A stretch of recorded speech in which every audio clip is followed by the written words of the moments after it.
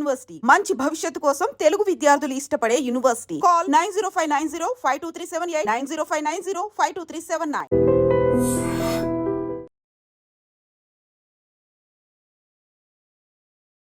నమస్తే, welcome to iDream social spotlight with Kavitha.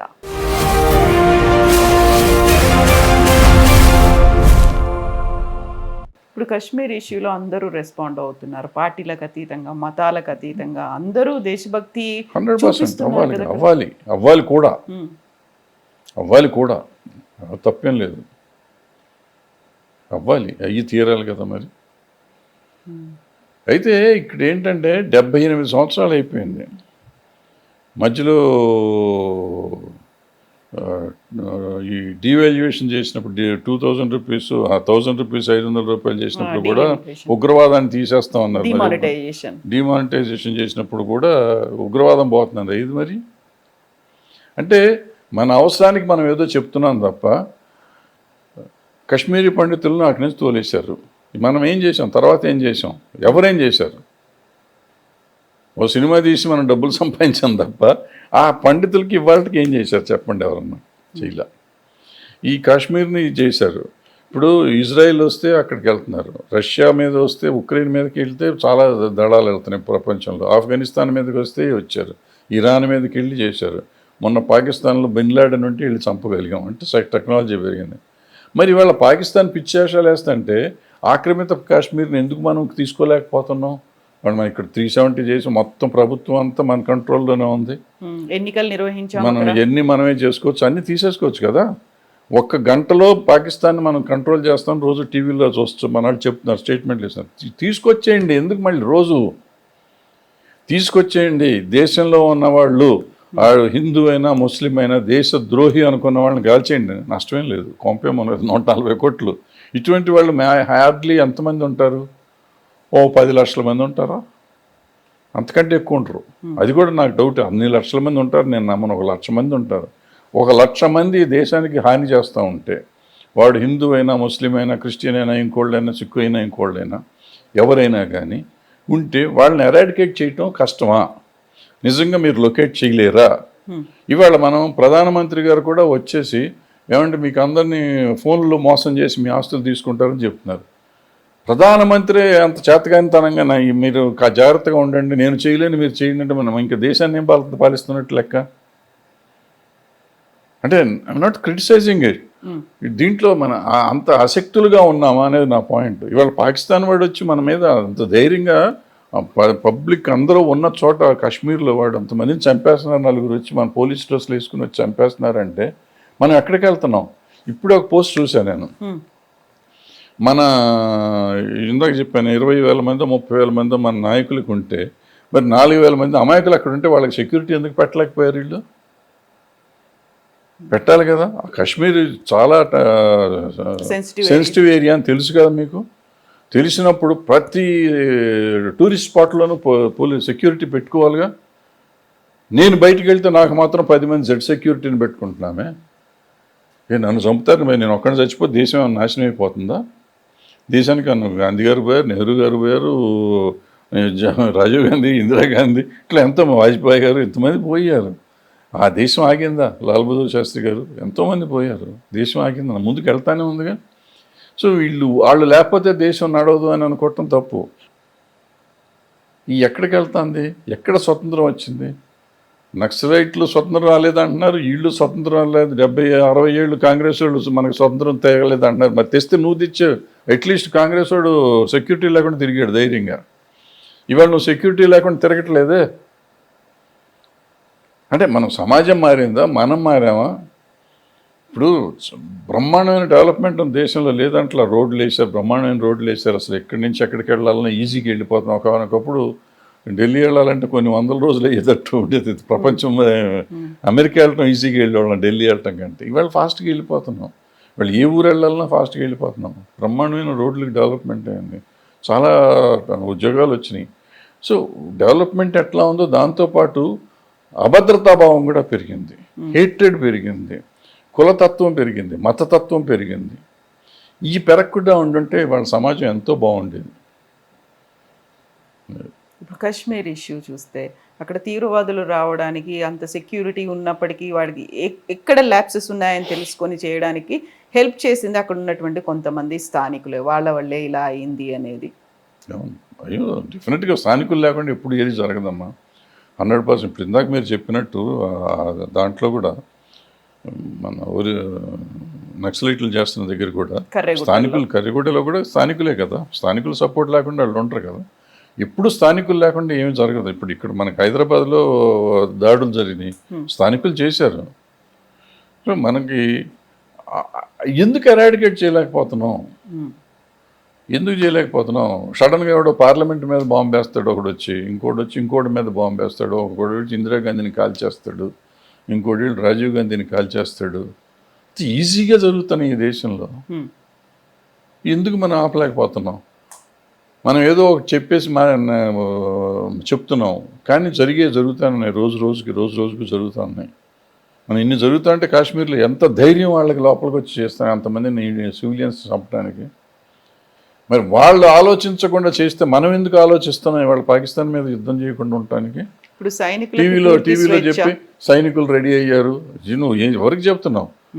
ఇప్పుడు అభద్రత అది కాదా అసలు? నీ సైన్యాన్ని గురించి నువ్వు పబ్లిక్గా ఎందుకు బయటకు వస్తుంది? టీవీలు చేస్తున్నారా లేకపోతే ప్రభుత్వం ఇస్తుందో నాకు తెలియదు ఎవరు ఇస్తున్నారో. ఇవన్నీ మనకి ఎక్కడెక్కడ ఉన్నాయి, మన వాళ్ళు ఎక్కడెక్కడ తయారవుతున్నారు. ఇప్పుడున్న ఆధునిక దీంట్లో నేను పలానా హైదరాబాద్లో నా మిలిటరీ అంతా రెడీ అయింది పాకిస్తాన్ అటాక్ చేస్తానికి, 1,00,000 మంది మిలిటరీ వాళ్ళని పెట్టానంటే ఒక బాంబు వేస్తే 1,00,000 మంది పోతారు ఇక్కడ.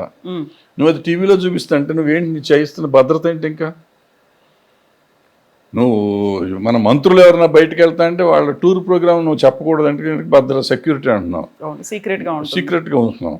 అదే మరి మన భద్రత దళాలు లేకపోతే మన విమానాలన్నీ ఇక్కడ తయారైపోతున్నాయి, ఈ పలానా విమానాశ్రయం నుంచి బయలుదేరి రేపు నుంచి బాంబు వేస్తే, ఈ లోపల ఆడు బాంబు వేస్తే అయిపోయింది కదా. కూంబింగ్ ఇలా చేస్తున్నారు అనేది ఇక్కడ ఇవన్నీ చెప్తున్నారు కదా. మరి ఎందుకు? మరి ఇదంతా భద్రత. అసలు మనం మిలిటరీ వాళ్ళు బయట మాట్లాడకూడదు, మిలిటరీ రహస్యాలు బయటకు రాకూడదు అంటారు కదా. మరి ఇవన్నీ ఎందుకు వస్తున్నాయి?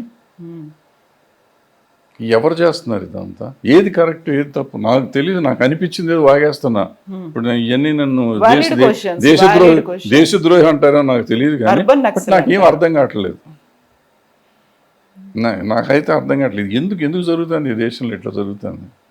నేను అందుకే అసలు మొత్తం పేపర్లు చదవటం మానేసి, టీవీలు చూడటం మానేసి, నాకు ఎందుకు వచ్చింది అందుకే ఇంటర్వ్యూలు కూడా ఇవ్వటం మానేసి, నాకు ఎందుకు వచ్చిన గొడవ ఇదంతా.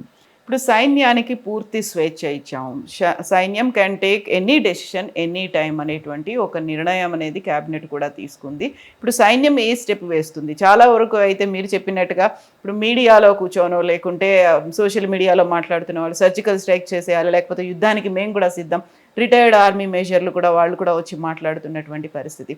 ఇప్పుడు అయితే అక్కడ సింధు జలాల్ని కంట్రోల్ చేశారు, వెళ్ళనివ్వకుండా చేశారు. సో ఫోకస్ అంతా కూడా పాకిస్తాన్ చేసినటువంటి ఈ దురాగతానికి ఒక రిటాలియేట్ చేయాలి అనేది ఉంది. బట్ దీని తర్వాత జరగాల్సింది ఏమంటారు? ఆల్రెడీ అక్కడ 370 ఆర్టికల్ని రద్దు చేశారు, ఎలక్షన్స్ జరిగాయి, ఒక ప్రభుత్వం, ప్రజలు ఎన్నుకున్నటువంటి ప్రభుత్వం అనేది అక్కడికి వచ్చింది. కాకపోతే వీళ్ళు చేస్తున్నటువంటి టెర్రరిస్ట్ చేసినటువంటి దారుణాలు, కశ్మీర్ అనగానే మీకు ఏం గుర్తొచ్చేది గతంలో, ఆ తర్వాత ఇప్పుడు? కశ్మీర్ అంటే కశ్మీర్కి కలిగి హిందీ సినిమాలు అన్నీ గుర్తొచ్చాయి నాకు.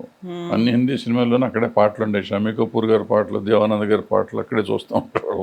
అయ్యే గుర్తుండే మాకు. అద్భుతంగా ఉంటుంది లొకేషన్, ఫారిన్ కంట్రీ లాగా, మంచు, పడవలు, అయ్యే సరిపోయాయి మాకు. మీరు షూటింగ్ పెట్టుకోవాలనుకున్నా? నేను వెళ్ళా, ఇప్పుడు వెళ్ళా కశ్మీర్, చూడలేను నేను. అప్పట్లో లేదు, కశ్మీర్ ఇప్పటిదాకా చూడలేదు. నేను చూడలేదు. ఎందుకు చూడలేదు? చూడలేదు అంతే. చూడలేదు. చాలా అందంగా ఉంటుంది చిత్రీకరణ కావచ్చు, అక్కడ ఉన్నటువంటి లొకేషన్స్ ఇవన్నీ బాగుంటాయి, బాగుంటాయి అన్నారు. విన్నాను కానీ నేను వెళ్ళలేదు. వెళ్ళాలి అనిపించిందా ఎప్పుడన్నా? చాలాసార్లు అనిపించింది, 2-3 సార్లు టికెట్లు కూడా కొన్నాను కానీ వెళ్ళా, టైం లేక ఏదో ప్రాబ్లం వచ్చి మానే. సో ఇప్పుడు పీస్ అనేది అక్కడ నెలకొన్న తర్వాత, ఎక్కడికక్కడ అంతా సెట్ అయిపోయింది, బాగుంది అనుకున్న తర్వాత ఆలోచన మళ్ళీ ఉంటుందా మీకు? ఏం అప్పటిదాకా బతుకుంటే చూద్దాం. అప్పటిదాకా అంటే ఎంతకాలం అనుకుంటున్నారు మీరు? ఏమోనమ్మా, ఇప్పుడు 76 ఏళ్ళు వచ్చినాయి నాకు. దగ్గర 20 ఏళ్ల నుంచి నీకు అక్కడ లేదు కదా, శాంతి భద్రతలు లేవు కదా. 20 ఏళ్ల కింద వరకు సినిమాలన్నీ అక్కడ తీసేవాడు, శుభ్రంగా ఉంది కదా, చాలా ప్రశాంతమైన దేశం కదా అది. చాలా దరిద్రంగా తయారైపోయింది కదా. మరి అది ఆ కారణం ఎవరన్నా రాజకీయ నాయకులే. నాకు తెలియదు, దాన్ని మనం మొక్కమాట పడాల్సిన అవసరం లేదు. ఏ పార్టీ వాళ్ళన్నా కానివ్వండి, రాజకీయ నాయకులు చేసిన అరాచకం ఇదంతా. ఆ పార్టీలోనూ ఈ పార్టీలో అన్ని పార్టీలోనే ఎవరో దేశద్రోహులు ఉన్నారు. ఎవరున్నారు, ఎక్కడున్నారు, ఏ పార్టీ నాకు తెలియదు. కానీ లేకపోతే ఎందుకు వస్తారు ధైర్యం, అంత ధైర్యం ఎట్ట చేస్తారు లోపలికి వస్తాను? సెక్యూరిటీ ల్యాబ్సెస్ అంటారా వీళ్ళు? వాళ్ళు ఇంత టెక్నాలజీ వచ్చినాక వీళ్ళని ఎందుకు మనం చేయలేకపోతున్నాం? మనం ఏదో ఒకసారి సర్జికల్ స్ట్రైక్ చేసాం, చంపేసాం, పొడిచేసాం అంటారు మనం. మరి ఇది ఎందుకు చేయట్లేదు అంటే, నేను అది చేశారు కదా దాన్ని తిడుతున్నాం అని కాదు. నేనంటాను, మనకి ఇంత ఉన్నప్పుడు అసలు మన దేశంలో ఈ 2-3 చట్టాలు ఏంటి, హిందువులా, ముస్లింలా, ఇంకోలా ఎందుకంటే ఒకలా ఉండాలి కదా. భారతదేశంలో ఉన్న వాళ్ళందరికీ ఒకటేలా ఉండాలి కదా. నాకు నీకు అసమానతను ఎందుకు సృష్టిస్తున్నావు నువ్వు? ఎందుకు ఒక చట్టం చేయలేకపోతున్నారు? ఇప్పుడు ఇన్ని చట్టాలు చేశారు ఈ గవర్నమెంట్ వచ్చినాక, అది కూడా చేసేసి ఉండొచ్చు కదా. చేసేసి అప్పుడు ఏంటో తెలుసుకుంటే తెలిసే అనేటువంటి వ్యతిరేక వాదనలు నిరసనలు కూడా ఉన్నాయి కదా. వ్యతిరేక వాదనలు నిరసనలు కూడా ఉన్నాయి కదా. నిరసన దేనికైనా ఉంటుంది కదమ్మా. ఇప్పుడు నేను మీరు చెప్పిన 3000 మంది దానికి నా నిరసన ప్రదర్శన ఆపుతారు ఎవరన్నా? నేను నా నిరసన ప్రదర్శిస్తున్నానమ్మా. 3000 మంది మీద కూంబింగ్ ఆపమనండి. నిరసన ప్రదర్శిస్తే నువ్వు ఆపుతావు అంటే నేను నిరసన చాలా వాటికి ప్రదర్శిస్తాను. ప్రదర్శించిన వాటిదన్నా ఆపుతారా మీరు? మీరు ఆపట్లా. మీరు చేసేది మీరు చేస్తున్నప్పుడు ఇది కూడా మీరు చెప్తున్నారుగా చేసేయండి అంటున్నా నేను భారత పౌరుడికి నాకు హక్కు ఉంది కదా మాట్లాడటానికి. ఇది తప్పులేదు కదా. ఇది ఇప్పుడు చేసేయచ్చు కదా. చేసేస్తే నష్టం ఏంటి? నిన్న ఫారూక్ అబ్దుల్లా గారు పార్లమెంట్లో మాట్లాడితే నేను భారతీయుడిని, భారతదేశం నాది అని చెప్తున్నాడు ఆయన. నేనంటే ప్రతి ముస్లిం అదే చెప్పాలి, చెప్తాడు కూడా. మెజారిటీ నేను అనుకుంటున్నా. కొంతమంది ఉండొచ్చు, కొంతమందికి ఉండొచ్చు. వాళ్ళు ఎవరో కూడా నీకు తెలుసు కదా, నువ్వు ఎందుకు చేయలేకపోతున్నావు? ఏ ప్రభుత్వం ఇవాళ వీళ్ళే కాదు, వీళ్ళు ఈ దేశద్రోహం చేస్తున్న కొంతమంది ఎవరైతే ఉన్నారో అన్ని పార్టీల్లో ఉన్నాడు, హిందువులు కానీ ముస్లింలు కానీ, వీళ్ళు దేశద్రోహులని నీకు అందరికీ తెలుసు. తెలిసిన వాళ్ళని ఎలక్ట్ చేసుకుంటున్నాం మనం. వాళ్ళే మన రిప్రజెంటేటివ్స్ అవుతున్నారు పార్లమెంట్లోనూ, అసెంబ్లీలోనూ. వాళ్ళ వెనకాలే మనం తిరుగుతున్నాం. వాళ్ళ ఓట్ల కోసం మనం తిరుగుతున్నాం. వాళ్ళని ఎందుకు లోపల ఇట్లా? ఎవరికి ఇది లేదు, ధైర్యం లేదు. వాళ్ళని వాడుకోవాలి మనం. మనకి ఎంతకాలం పవర్ మాంగింగ్ పాలిటిక్స్ జరుగుతాయో ఈ దేశంలో ఇటువంటివి జరుగుతూనే ఉంటాయి.